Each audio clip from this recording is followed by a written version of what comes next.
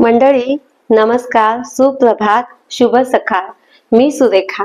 सर्वांना माझा नमस्कार. आज पुन्हा एकदा मी घेऊन आली आहे एक छानसा विषय. विषय तुम्हाला समजलेलाच असेल. विषयाचं नाव आहे पोपट पंची. तर त्यासाठी मी तुम्हाला आधी एक गोष्ट सांगणार आहे.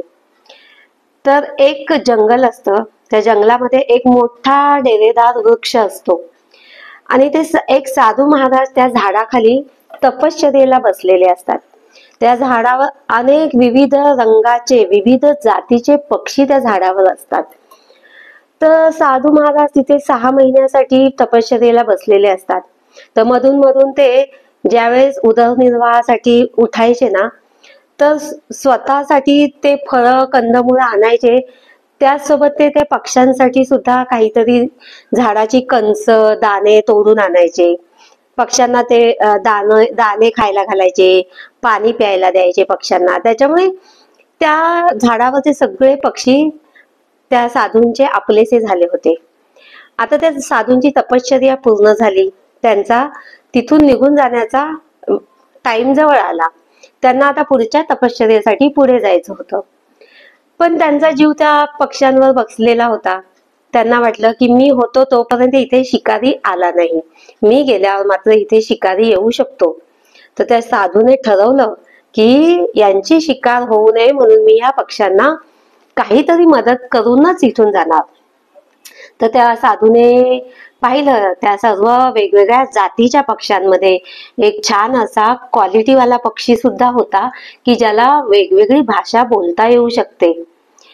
तर तो होता पोपट. आपल्याला सगळ्यांना माहितीच आहे पोपटाला आपण शिकवू तसं तो बोलतो. तर साधूने त्या पोपटाला माणसांची भाषा शिकवली.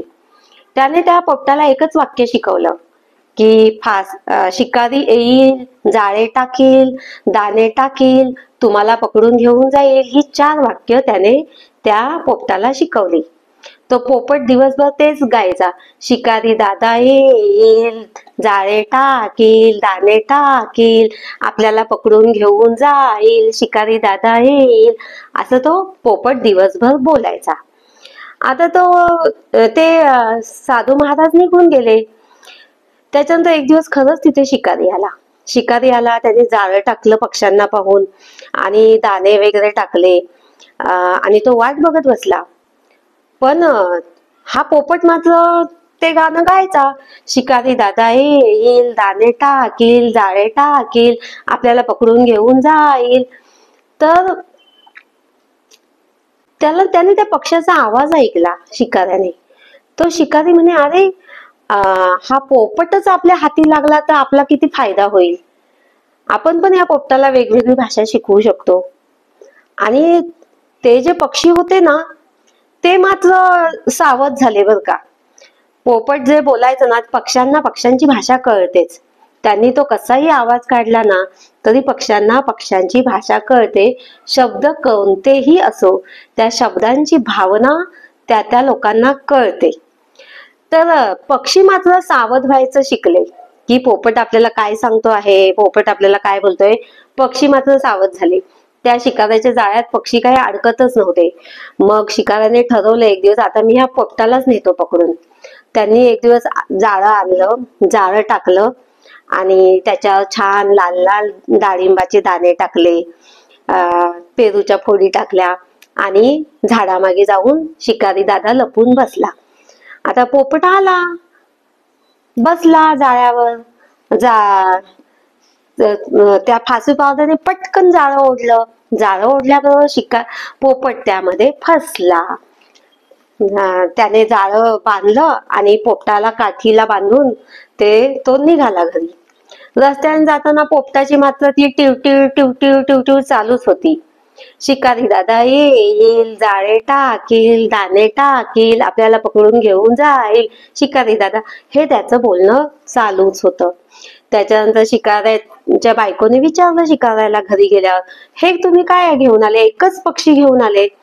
तर ते म्हणाले, अरे एकच पक्षी आहे. तो शिकारी त्यांच्या बायकोला म्हणतो त्याच्या की अरे एकच पक्षी आहे पण एकच नंबर आहे.